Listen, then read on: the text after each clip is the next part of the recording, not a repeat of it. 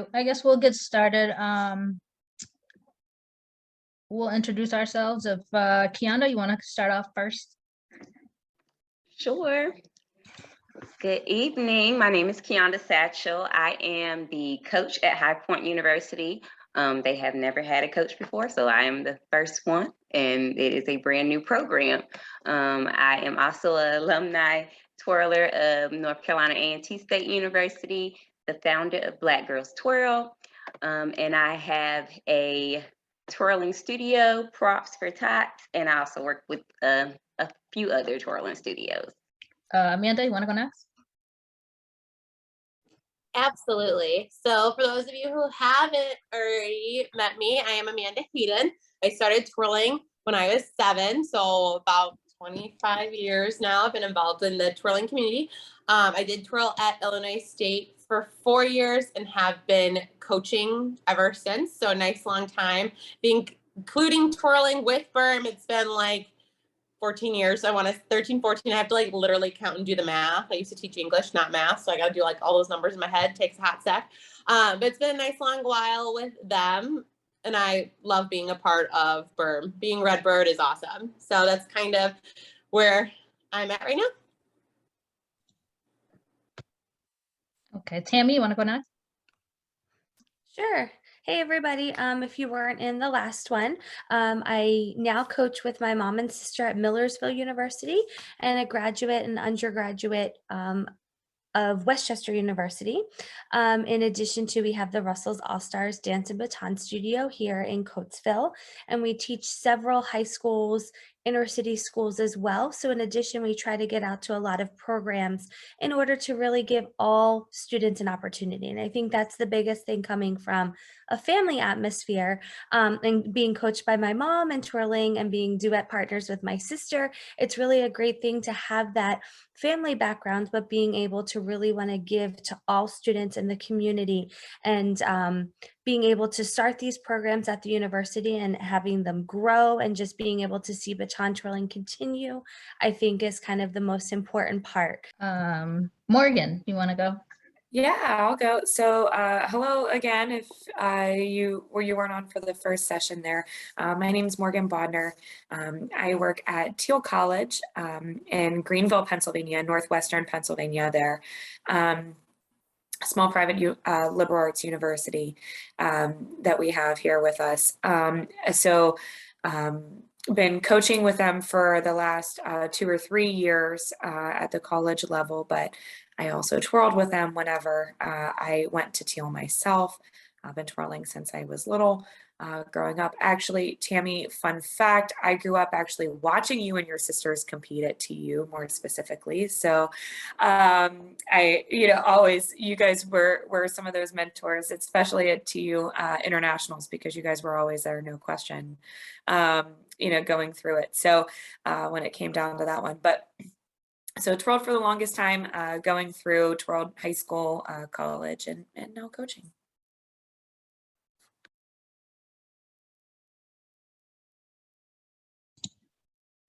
Jen, you want to go? Yeah, okay. So a little bit about my background. It's hard to believe. I started twirling a little bit later. I think the girls from record, somebody said 14. I started twirling in 2000, and here we are in 2020. So it's, 22 years later. And so I did my undergrad at Texas A&M Corpus Christi. That's actually where I built a twirling club and twirling and color guard club, which I found out in 2015.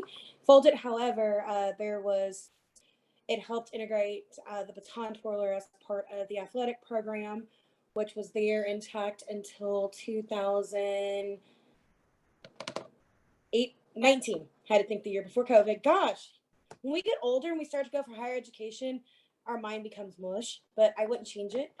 And then I twirled 4 years at Howard Payne, and then I got to pass the baton to the next twirler for a couple of years. And then I took some time off, decided I was going to retire in 2017, that I twirled in the theme park world, which is pretty exciting, until 2020. Then COVID happened, and I'm at Kaiser University now. I actually was just going to go to Kaiser here in West Palm Beach. I was just going to do the online division, but I got some really great scholarships.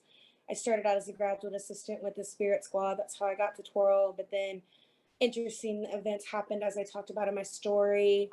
And, you know, it's interesting how we as twirlers go based upon, you know, image being a huge thing.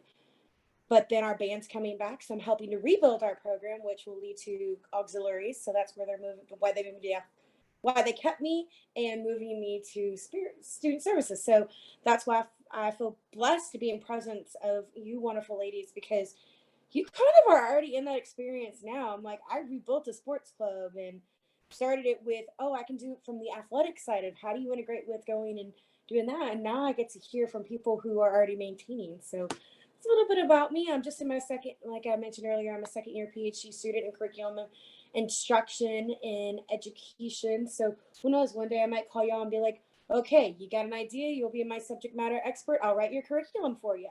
And I grew up twirling MBTA, AAU, and USTA. Did the first ever Pan Pac out in California, Team Australia for International Cup. But those are just a few highlights. I just love what I do. I'm 33 and still doing what I love. So that's a little bit about me. Let's start with some questions, or if you all would like to share how you started your program, or what difficulties you had with that experience. I know for us at Westchester University, it is one of the largest bands with having over 300 members and a color guard of over 50. So what we found was with having that, it was very difficult for them to want us to twirl. Their idea of twirlers was that it was going to take the spotlight away from the marching band. So what Holly and I originally did was we would perform on the track, and we kind of eased our way into it. So showing them, hey, we can be a team player. We can also be a role model for the university. So by the time both of us had finished undergraduate and graduate, it allowed us to finally become, I would say, a part of the band. But it took a lot of time. It took a lot of promoting. It took a lot of showing that, hey, we can purchase our own equipment, our costumes, like we're not going to be a burden on anyone, but we want to be a part of the band. I think what really helped us was one of our teammates from our studio joined us, and we were able to go to MBTA and go for the collegiate team championship. So we were the first team to be able to win as a trio in the collegiate division. So I think it was really super important to show that a smaller school can achieve that. Like you can get to that point of being able to compete at the national level, and also we did television performances and movies. I mean, the sky just opened at that point. So I was really fortunate and chose a smaller school because I wanted to have that opportunity to be closer to home where I could still train with our studio. And obviously we were opening several locations at that time. So for us to go away, it just would have been almost impossible to do that. But being able to just stand our ground, you know, continue to be positive, but to show baton twirling allowed us to really become the featured twirlers at Westchester University. And then 3 years ago, right before, of course, COVID hit, Millersville University contacted us and said, hey, we saw what you did at Westchester. Hey, can you move to our state school, which is about an hour away, which is great. So not very far traveling wise to be able to work and to start building a program. So that's what we've been doing the last couple of years, is just building that program, working with the band director and coming up with a solid background in order for the future to be able to hopefully have featured twirlers and a line is kind of our hope and our goal for that school. And we're really looking forward to being able to promote it, hopefully at all of the state schools here in Pennsylvania as well.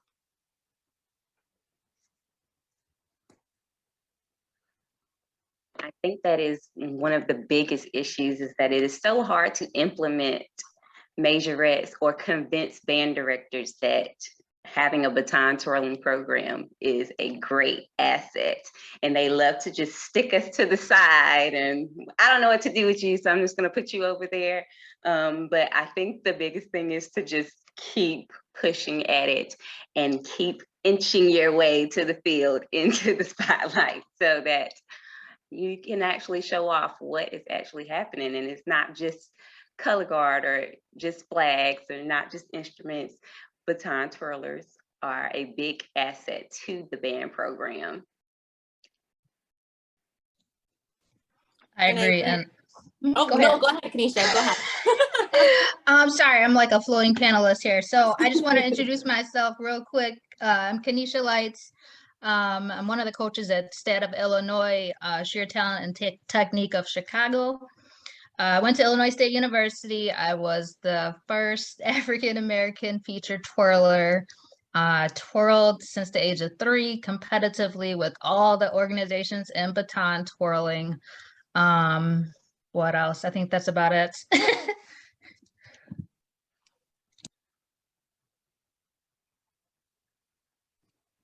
Yeah, I was just piggybacking off of what you guys were saying about like that idea of patience. I know when I went to twirl at Illinois State University, the band director at the time, because I know I've said that there's a lot of turnover with band directors for a while there.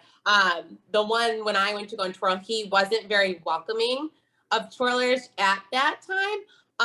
So he was like, I'm not writing you in a drill. I'm not doing any of this. You get to do all that. So I remember my first day of band camp as a freshman, sitting with my other twirler friend who was with me. Her and I are sitting writing us into the pregame drill and trying to figure out where we could go. And thankfully he was on the sense of, I don't care where you go, just I'm not writing it for you. You have to do it. And I was like, done. I can do this. So there was a lot of patience. And like I said, there has been a lot of turnover in regards to how many different band directors we've had over the past like 5 to 10 years. So when I started coaching, I was told I wasn't getting paid, which I was fine with because I was like, I'm not doing this for the money. I'm doing this because I care about this sport and I want it to grow and succeed. So my first 3-4 years of coaching, I did it. I commuted, I paid for the girls, I bought our batons, it was all out of pocket for me. So like it was a lot of patience and a lot of just trying to get the vision of the new band directors that were coming in.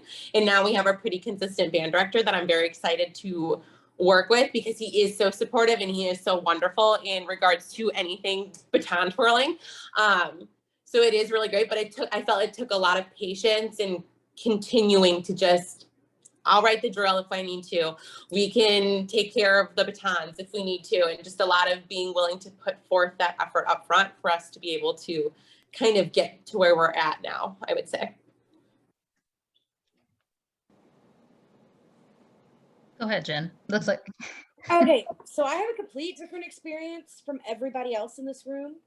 I actually literally had to I turned down Butler University. I would have had a full in Indiana full academic,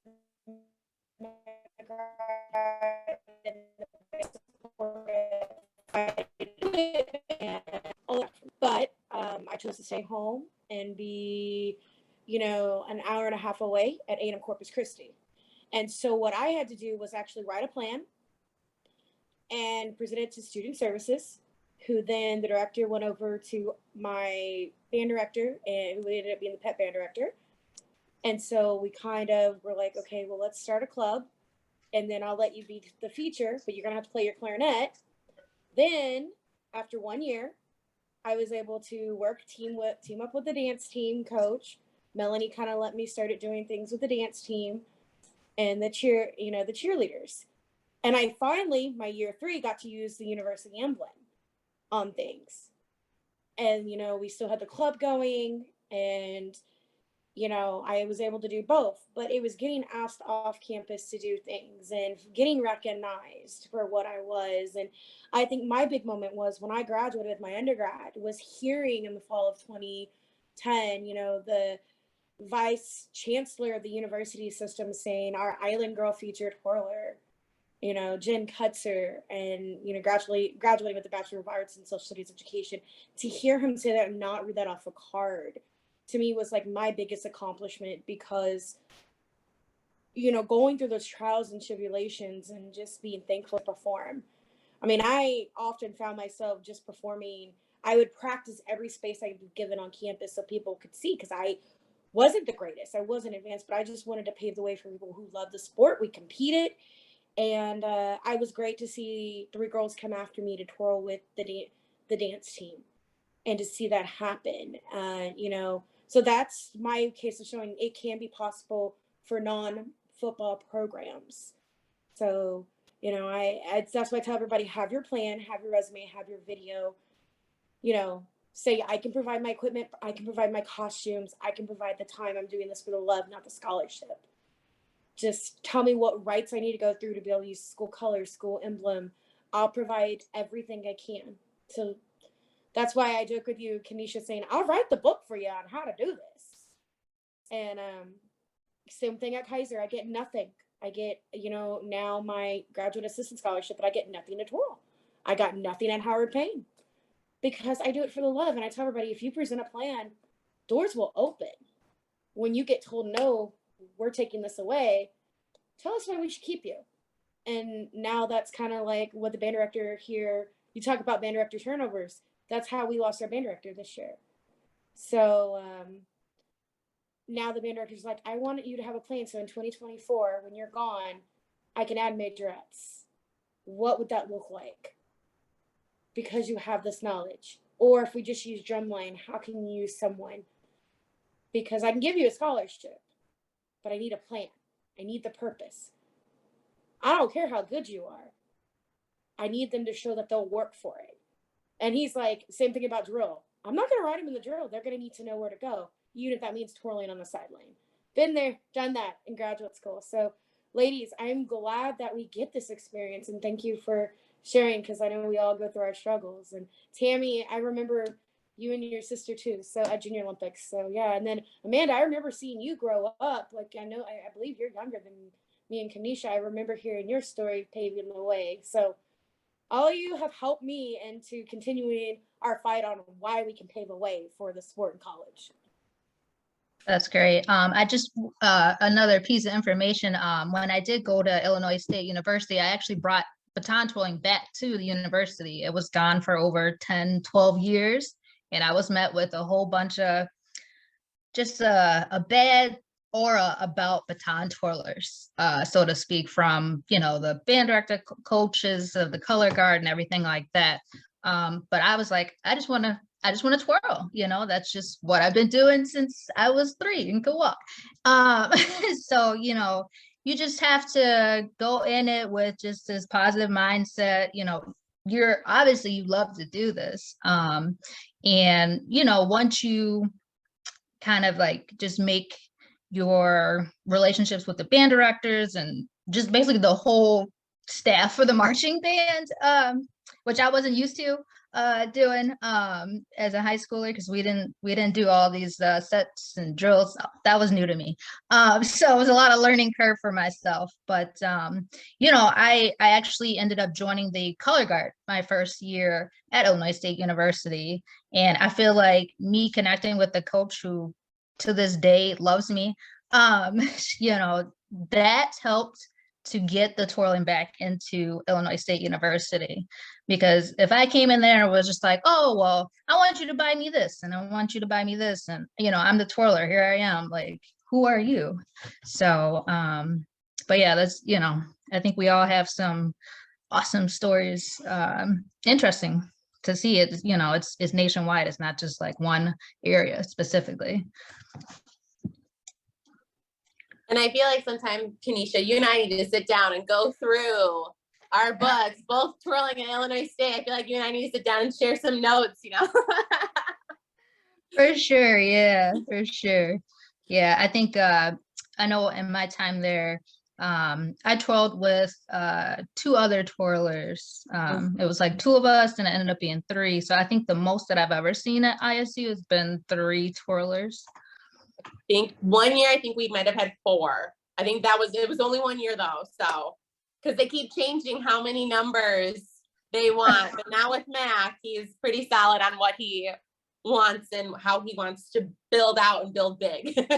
Awesome. Yeah, he's an amazing band director, and the turnover rate of band directors at some colleges, you know, it's a lot. Like at Illinois State, I believe I went through at least 2, maybe 3. I know 2 for sure during my undergrad. So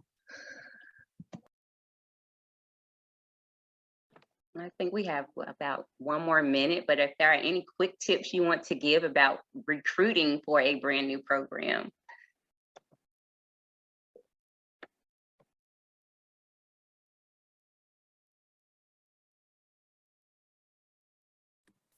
I would say, I know, something that I've been working on trying to do, and I know we talked a little bit in our that first kind of session with us, aside from the missions one that we were all together, was use our network. We're all here. We love the sport. We want to continue it. We want to share our love and our knowledge. So I'm not going to lie. I also am sitting here creeping and writing down everybody's names so I can send you an email. It was great to spend time with you and all that other fun stuff. So I can share that connection with you guys. And I apologize if you hear my beagle in the background crying because she's not getting attention.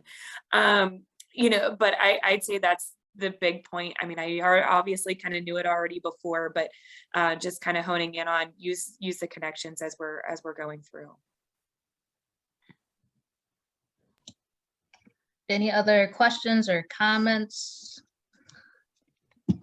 Thoughts? 17 seconds. I guess we'll see you back at the main room. Yeah.